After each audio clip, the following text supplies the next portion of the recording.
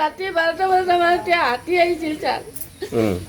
হাতি আই আমাকে খেদিছে স্যার, ঘর দুয়ার ভাঙি চুরমার করে দিছে। দুটা ঘর আছিল, আমার একটা সরকারি দিছে, এটা নিজে দিছু, আর একটা পাকঘর ভাঙি চুরমার করে দিছে। আর আমার খিদিছে, খিদের পিছত আমি দৌড়ে পলাইছো। পিছত আৰু ঘৰত চুৰমাৰ কৰিছে। দুটা চাইকেল আমাৰ ল'ৰাবিলাক 7ত পঢ়ে, এইটো আমি কিনি দিছোঁ স্যাৰ, গৰিব মানুহ কিনি কোনো ৰকম কৰে কিনি দিছোঁ। এইটো চাইকেল পাৰাই পুৰাই ভাঙি চুৰমাৰ কৰি দিছে। আৰু আজি থাকিম ক'ত? আজি থাকাৰ আমাৰ উপায় নাই। চৰকাৰে যাতে এইটো আমাৰ দুদিনৰ ভিতৰত সিদ্ধান্ত লৈ আমাৰ এটা কিবা কৰে স্যাৰ। 12টা সময়ত এটা হাতী আহিছে, ঘৰ ভাঙিছে, বেৰাটো ভাঙি আছিল, দেখা পাইছোঁ এটা। তাৰপিছত পিছত ফালে কি আৰু দুটাই আছিল নেকি, এইটো আমি দেখা পোৱা নাই। তাৰপিছত এইটো চুৰমাৰ কৰি ভাঙি আছে, একদম ঘৰৰ ভিতৰৰ পৰা হৈ কৰি খেদি আছোঁ, আৰু বেছি কৰি আৰু ভাঙাই। তাৰপিছত আমি উপায় নাপাই আমি ঘৰৰ পৰা ওলাই দৌৰাইছোঁ বেলেগৰ ঘৰত। তাৰপিছত পিছে আৰু খেদি লৈ গৈছে আমাক।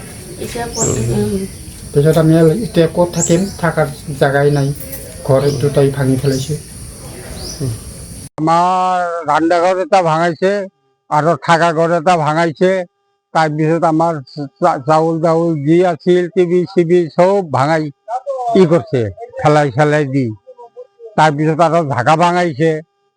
ৰাতে মোটামুটি 12:30 এটা বজাত আহিছে। আৰু এই বনৰে হাতী আজি 6 মাহৰ পৰা ডেইলি আহি আছে আমাৰ গাঁৱত। কেইটা পৰিয়ালৰ ঘৰ ভাঙে? আমাৰ ইয়াতে 8টা পৰিয়ালৰ ঘৰ ভাঙছে আজি। প্ৰতিদিনে আহি থাকে। চৰকাৰত আমি এটা অনুৰোধ জনাম, চৰকাৰে আমাক কি বিহি ব্যৱস্থা লয় সেইটো আমি চৰকাৰৰ পৰা আমি আবেদন কৰিছোঁ। আৰু চৰকাৰে যদি কিবা ট্ৰিটমেণ্ট নলয় আমাক, তেনেহ'লে আমি কিবা এই শৰ্ট কাৰেণ্ট দিম। পিছত যদি বনৰীয়া কিবা হয়, চৰকাৰে যে আমাক দোষী কৰিব নোৱাৰে, এইটো মোৰ আবেদন। মোৰ নাম গোপাল সৰকাৰ।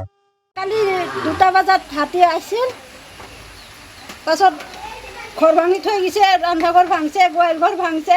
আমি উপায় নাপাই আমি বাথৰুমত আছিলোঁ চাৰা ৰাতি। পিছত এতিয়া কি জনাব? এতিয়া আমাক ক্ষতিপূৰণ লাগে আৰু হাতী অহা বন্ধ কৰিব লাগে। এটা সংযুতি নৰে, তেনেহ'লে ফৰেষ্টাৰ বন্ধ কৰি দিলে হ'ল।